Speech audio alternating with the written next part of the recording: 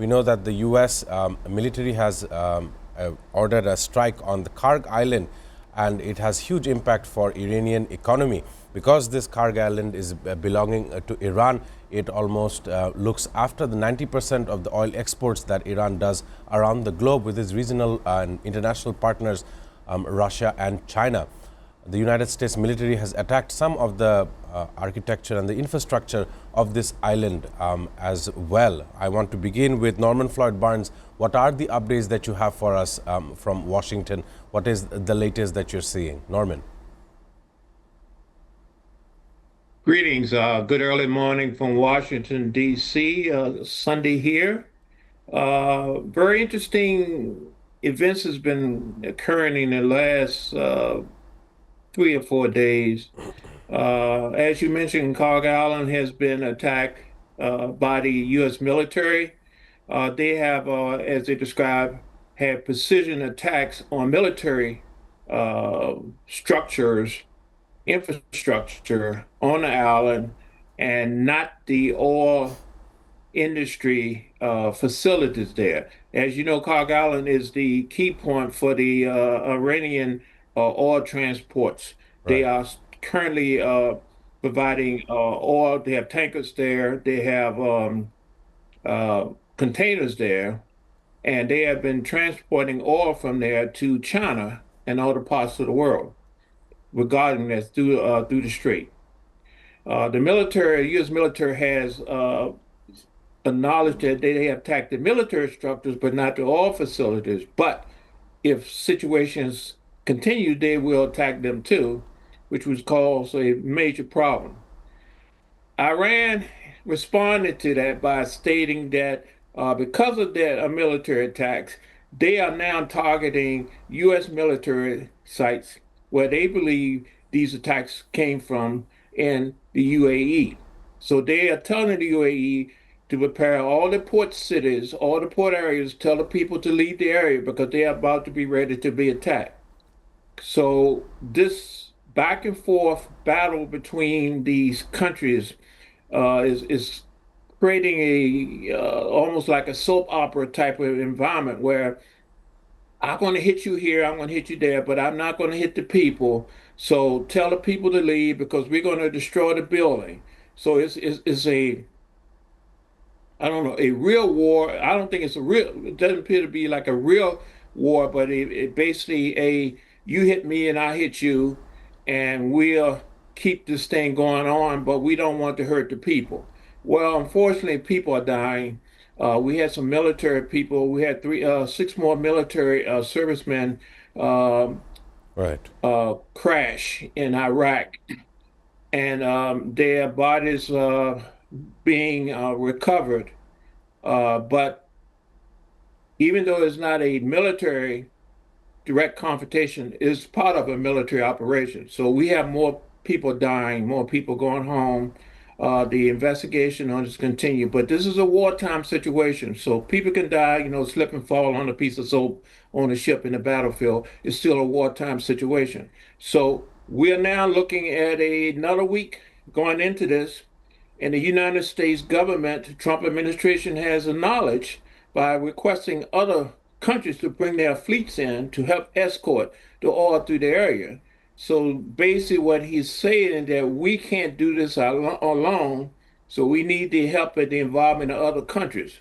So the fleet is talking about coming over there. Other countries are talking about coming over. But this is creating a situation where the powerful appears to be in a checkmate status with Iran, because Iran is basically meeting the U.S. toe to toe on every situation. There's a counter for every situation. There's been a strong attack again this morning in Iran, killing, I think, 15 people. So you can expect a counter response to the closing the countries in the Gulf region, including the UAE, in response to this attack. So what we're looking at is you hit me, I hit you, and see which one's standing situation instead of what we call an all-out traditional war. It's a different type of war we're dealing with, counter cyber attacks. I hit your infrastructure, you hit my infrastructure.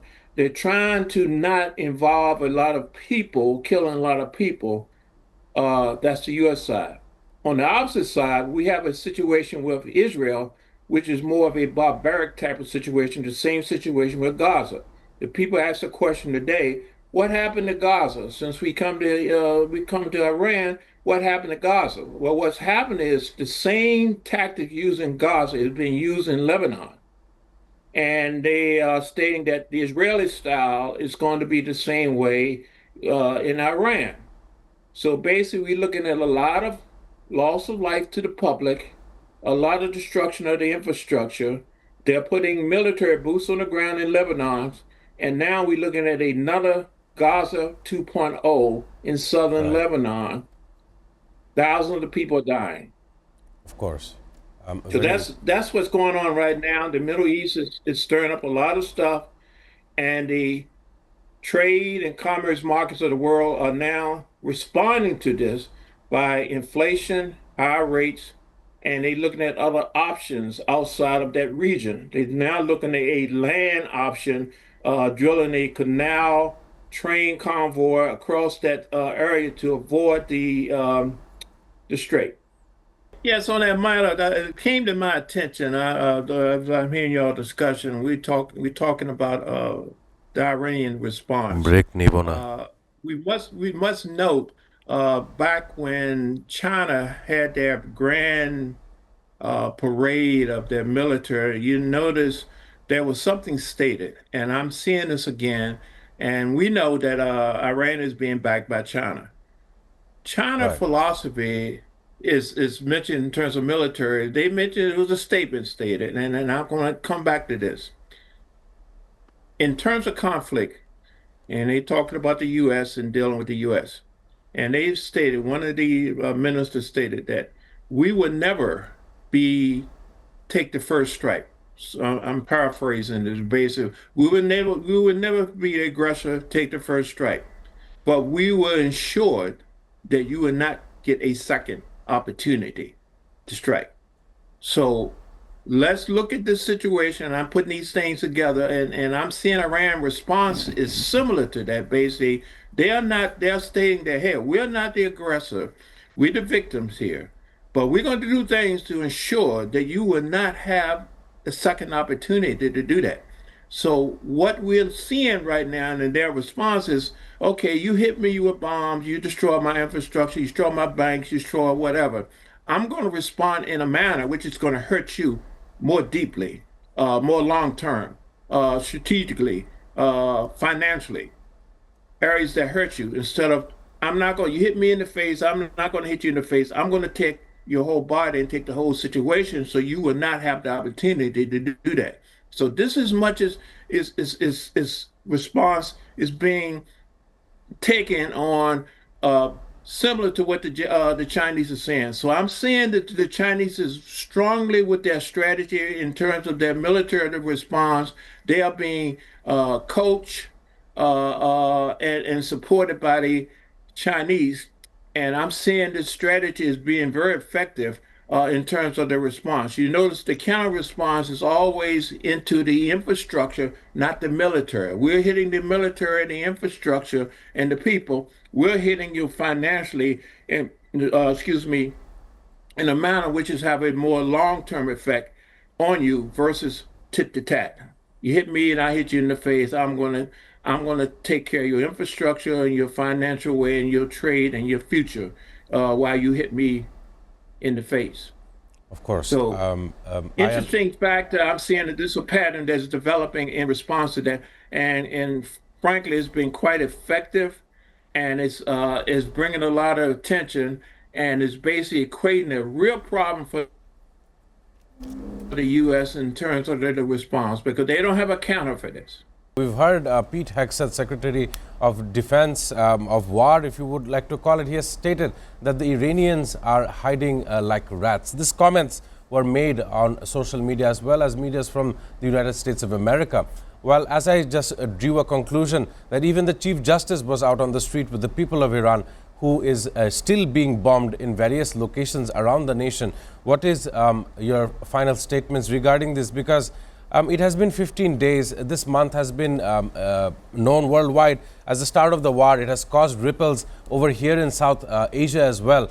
The observations in the coming days, how will you think it will last, and how long do you see this war lasting? Norman Floyd.